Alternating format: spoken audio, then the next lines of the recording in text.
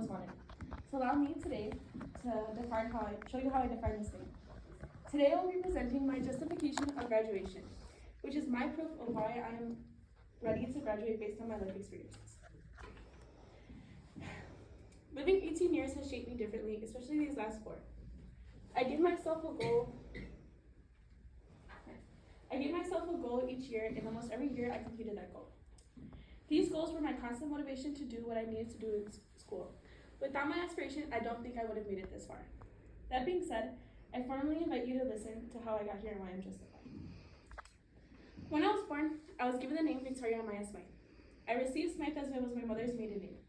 My mother had 5 biological kids before me, and 2 had passed away from sudden infant death syndrome, which made my mom scared to raise her other kids when they were babies, thinking what would happen again.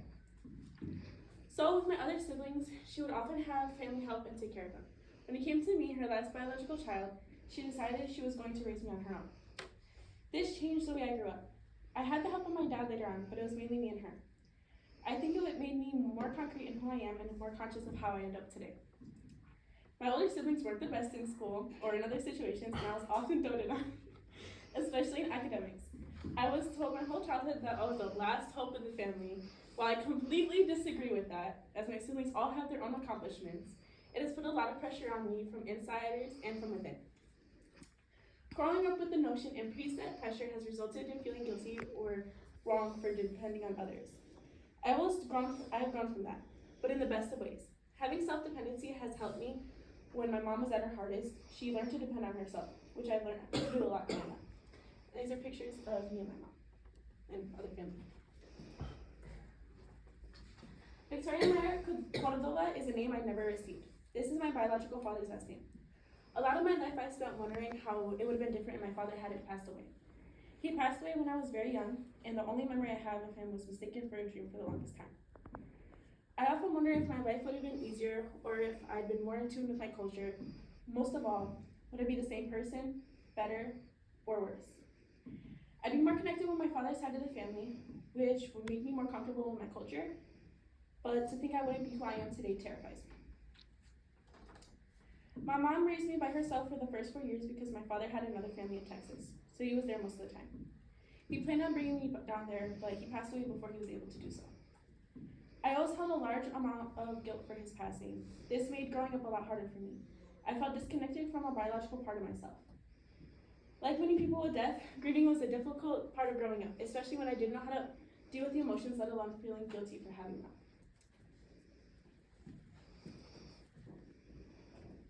Victoria Maya Diana Vega was my second name. Diana Vega came from my mom's ex-husband.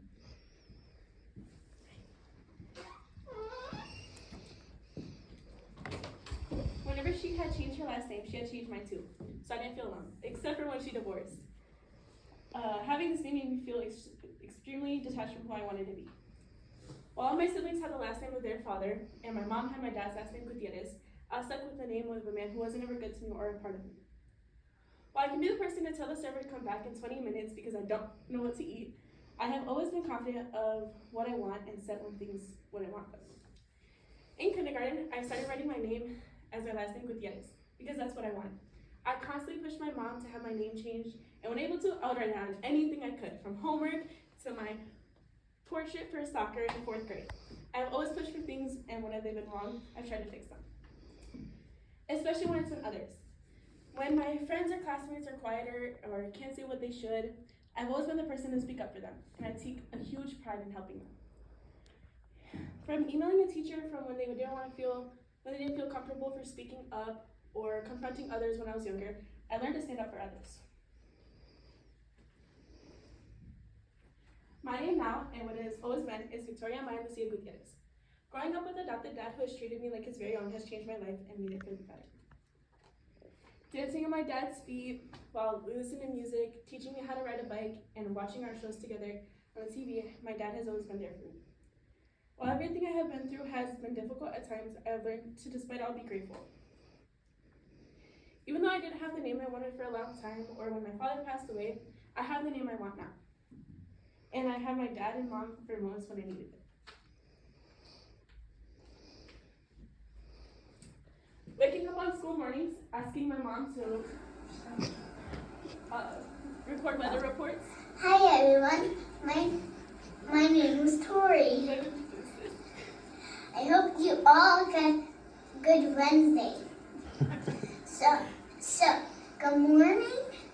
And today is cold, so remember, wear a sweater or a sleeve shirt. Bye-bye. This was the start of many of my kindergarten years. I always felt very eager to learn, and I felt joy in learning new things and being challenged. Despite that, my mom will swear that all my academic accomplishments have become because she had me on ABC Mouse on her iPod Touch before school started. So, my parents have always been a huge support system growing up. When it came to homework, they usually didn't help me. Instead, it was me helping my sister with hers. They always pushed me to be harder on myself and achieve beyond my goals. My dad was really never hard on me, but he always showed up. During every school event or every conference where they said the same thing, he was always there. My mom always pushed me to do it harder, pushed me harder. She knew what I was able to accomplish, and she taught me to achieve higher goals. If it weren't for how supportive and determined they are, I wouldn't be as determined and hardworking as I am today. Like most people, middle school was a hard time for me. Getting adjusted to COVID-19 and a complicated home system, it was very difficult. Even to the point where my stress caused me to get Bell's palsy, which is when half of my face was paralyzed. Even so, I managed to work through it. And then during COVID, my house was full of all my siblings, all trying to work and manage online school with everything. While I have a big blended family, I wouldn't trade anything for them. But at the time, all the changes we were going through impacted them. My younger siblings had a lot of trouble with their schoolwork, and my parents had their own difficulties. So I tried to help them with online work and make lunch for everyone during Google Meets. While these were extremely difficult times, juggling through everything, they made me realize how much I enjoyed helping. In school, I would always get my work done early and go and help others. Sometimes I would hear classmates say I explained it better than the teacher. These experiences really pushed me towards what I wanted to do in life. Every summer since my freshman year, I've gone to Texas to see my family, my father's side of the family. Connecting to another part of myself has been one of my greatest things to do. Being one of my mom's children who has a different father has made me feel left out. I felt different, and as I have a lot of stuff in common with my mom, there were a lot of things I didn't and felt left out because of. We don't look the same, and I've always been a more outgoing character compared to my introverted mom and dad. I thought because of them I was this way, straying from what I was known. But after spending time with my Cordova side of the family, they made me realize I wasn't just odd by myself. I felt connected to and similar to people who I hadn't even been around my whole entire life. So maybe I wouldn't be any different from how I am today. I would just have two dads, and I would still have the traits of the family I would still have the traits of his side of the family, so that wouldn't have changed. I might have just been the same person I am today, just with different stories of my growth. As I stated previously, I made a goal for each year. Freshman year was hard, so I didn't have a main goal other than just try to get past. Because of that, I recognized where I went wrong. Freshman year, my attendance wasn't good, I wasn't trying as hard. So my sophomore year, I decided, okay, we're gonna focus on my grades. So I tried my hardest and I got pretty decent grades and it paid off. Then going on to junior year, I was like, okay, I did really good last year, but what can I improve on? And I decided that it was my attendance. I didn't come to school every day and I wasn't on time, so I wanted to change that. Sophomore year, I did, and my attendance was very well. But my grades weren't as well, so it was kind of lacking. Then junior year, I decided I needed to increase my attendance and my grades. I tried as hard as I could, but there were some moments where I was still late. Then senior year, I decided to do all of it. My attendance was very well, other than orthodontist appointments. I had really decent grades, and I had that juggling it with work through everything. I am very proud of myself this year. From the help of Elena and Brandy and other teachers, being a great motivator. Without them, I would have an increasingly harder time. Now I'll be presenting my 3 artifacts from what I have done to show my education at Veritas High School. First, I will show a poem where I was not only able to persist through something out of my comfort zone, but I was able to do something I was proud of. Secondly, I will speak about my experience in being an NHS president. And lastly, I will discuss a social issue that has resonated and piqued my interest. My first artifact is from English 10. The task was for a poem to write stemming from another poem, I Am From, where they speak on what builds them and their life. That semester, we read poems and how to make them our own. While this has been a common topic throughout my school years, I was never that good at it. So sorry. For example, in 8th grade, I had a big project on poetry that I couldn't get the hang of. Writing this poem, which I will read for you right now, it is, I am from a place where blood is the same consistency as water. I am from a home that is broken together. I am from a tree that has missing branches, yet branches from different trees. I am from where loud screaming and chaos ensuing feels more at home than mom's cooking. I am from persistence tearing nails off to climb. I am from smells that are too hard to find. I am from the water but cannot swim, just shallow slide, wishing to pass the deep end. I am from smoke, foggy and unbreathable, desperately trying to breathe, but the air is treasonable. Where I am from is familiar at best, is spoken in strength, and lies in regret. To complete this project, I read multiple poems related to the task. I think the most difficult part of this project was writing something that represented me as a whole. While I think my life is complicated for others, putting it on paper simply it felt rejuvenating. I think something I would change would be the title. I learned from this assignment and this whole semester how to write better and improve poems. This will help me in college because while I'm a decent writer in every other aspect, poems have been one of my hard parts. So this will make me more confident in my future writing.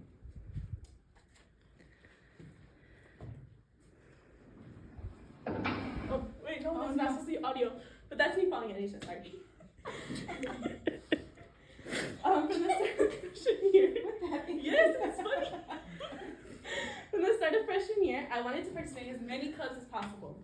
I always heard about how colleges liked it when you were in a lot of extracurricular activities, so I joined as many as I could. One of the first being student council. I always wanted to be student council and to hold a higher position in the club. In middle school, I was a student council member and even became a student council representative. So I wanted to do something similar in high school. Due to me being an underclassman, I didn't do much in student council other than volunteer. When the student council transitioned to NHS, National Honor Society, I decided to push myself more.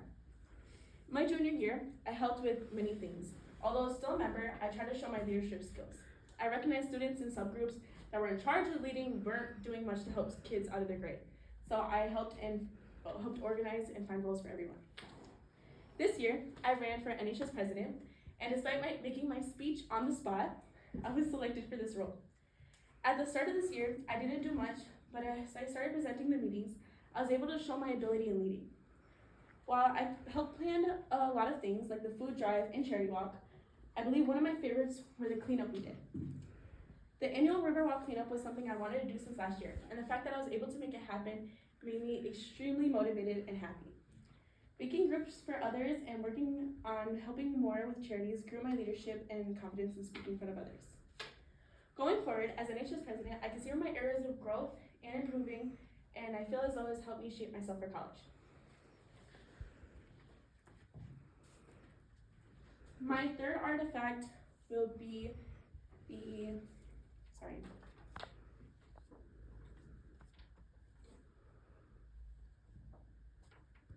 I'm so sorry, give me a second. Okay, sorry. My third artifact is my Wisconsin Government Street Law class this year. We were assigned a court trial where we did a mock trial, and we practiced in prosecution and defense. In this class, I started ahead of most of the assignments. I was very involved with the case and very eager to cross-examine. I started off strongly with my first case, and my points were all good for my prosecution, but then it came into my second trial, where I had a harder time planning out my time-wise, and it led me up to arguing with the judge a little bit. I wanted to make my points, and I wasn't able to due to time, and I was upset. I later apologized to the judge, and she complimented my skills. While this learning experience was to think more critically, and I enjoyed this experience immensely. It pushed me want to pursue more in my pre-law course. Being a lawyer and helping defend cases seems like something I would like to do, especially with a lot of injustices currently.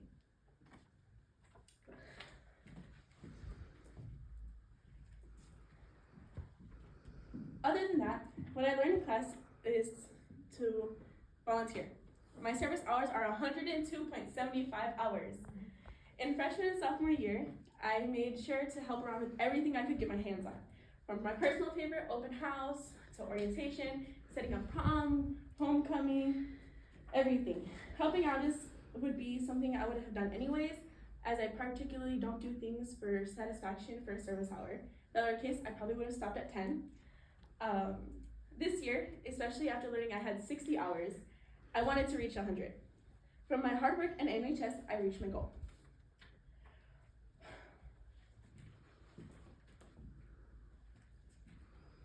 From the way I've been raised to how high school has treated me, a lot of you, oh sorry, give me 1 second, I'm so sorry. Yeah, okay. Allow me to share you with my plans after high school. My plan is to attend college. I knew that for a while, after helping my siblings and during COVID, that I wanted to pursue education, and I will finally be going down that path. Connecting with what I stated earlier, I took these experiences and helped me choose this. I got accepted into UW-Madison, which I initially thought wouldn't even happen. Due to scholarships and other factors, I will be able to live comfortably without any debt, as I was accepted to the all-Milwaukee program and also have a lot of advising help. As for specifics, I'm undecided for what kind of teacher I will teach, but I'm excited to start my college and be able to pursue my dreams. I would say I'm a little nervous about going to a bigger school compared to Veritas, but knowing myself, fitting in shouldn't be a challenge for me. Other than education, I will still be managing other activities. I plan on volunteering a lot more in the future, and one of the things I've always wanted to do is to give back to the community. And I've heard a lot of opportunities at Madison that I will plan on taking advantage of. I plan on still actively participating in my artistic hobby. While it's more a creative outlet, I will be continuing this. I usually draw digitally and traditionally, but I would like to do more painting pieces. Due to going to a larger school, there will be a lot of clubs I can participate in, and I would like to try out a lot of things, especially out of my comfort zone. I want to go to a lot of places. Traveling abroad, or at least traveling during or after college is one of my plans. Recognizing hobbies and balancing them and school is something I aspire to do. Going to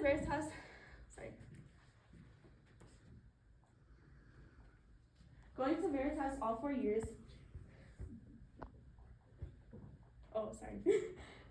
4 years has helped me get into an amazing scholarship and has continued to prepare me. Even through my handling of schoolwork, clubs, and work, I believe I'll be set to a similar higher experience. I've heard a lot of express concern about me being able to handle all these things, but being able to do AP classes, dual enrollment class, I believe has prepared me for this step.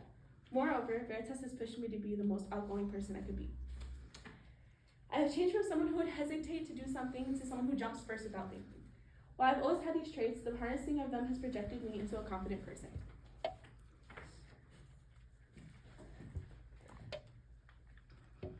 Finally, I would like to express my gratitude for everyone in my life. My mom and dad for raising me in every single situation and pushing me to be the best kid I could be. For my mom, dad, and grandma showing up for every single thing, from concerts with loud annoying recorders to my falling at the NHS ceremony. For all my siblings, but specifically my sisters, for being my best friends throughout high school.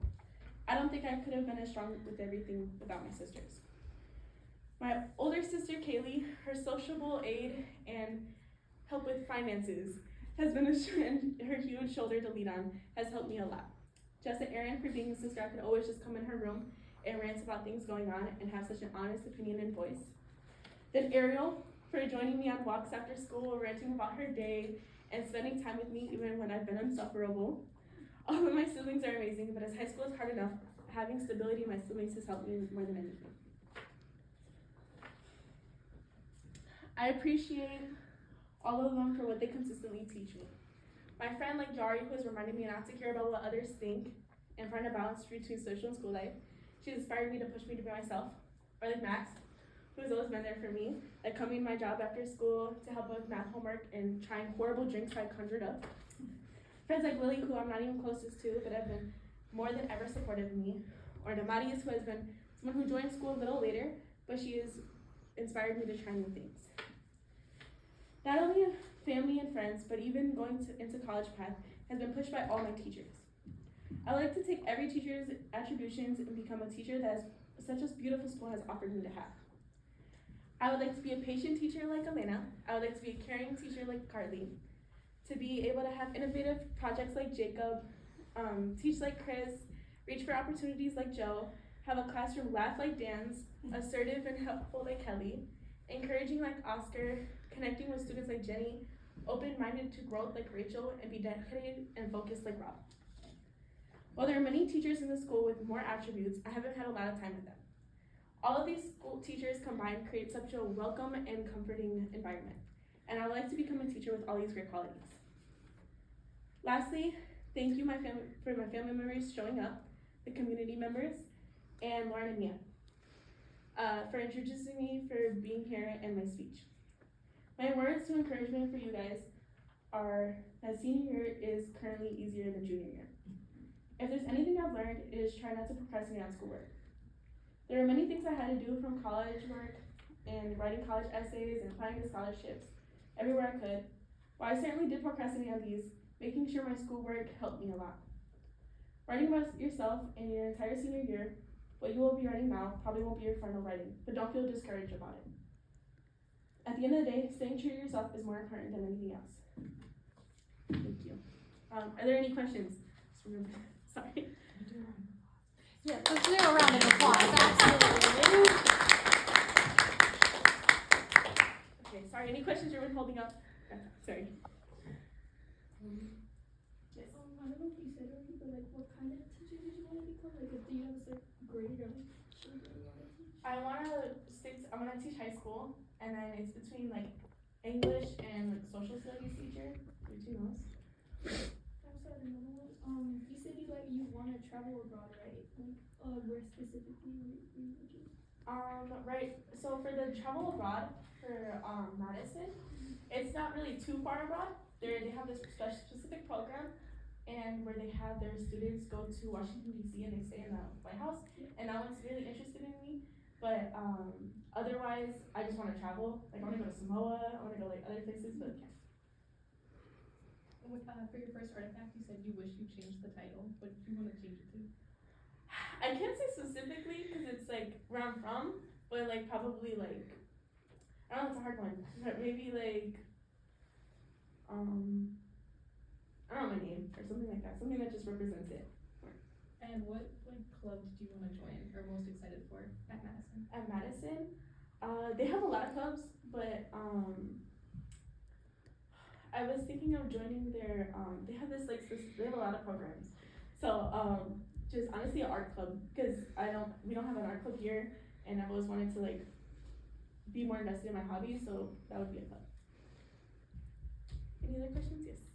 Okay, so you did the mock trial, and Yes. that kind of opened your eyes to lots of like inequities and things like that. How do you see kind of blending that maybe with your schooling and education? Like, is that a passion project, or what do you see yourself doing with that?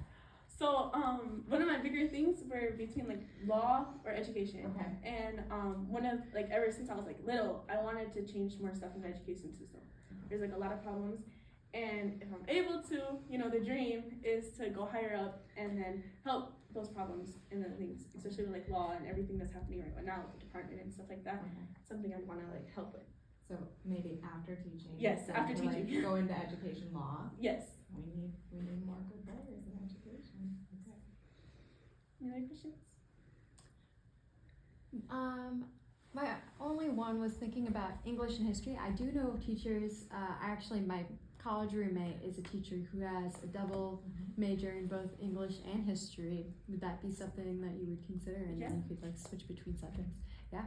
You know who else does too? Is Chris. Yeah. He's licensed. Yes. That's something I'm You interested should ask. in. Mhm. Okay. Do you plan on coming back to the Milwaukee area when you're done? Yeah, that's part of the All Milwaukee program. That's right. Yeah. Mhm. So you come back, and it's honestly like with how Milwaukee is, I want to help the system. And teaching at Veritas. Yes, very much. Yes. Any other questions? I think so. Oh, do you have plans to celebrate this weekend now that you're done? Do we have plans? No Guess plans, not. no plans. After graduation, yes. Oh, Because alright. we're We're good right here. Um, We're all good? yeah. How about another round of applause for Tori?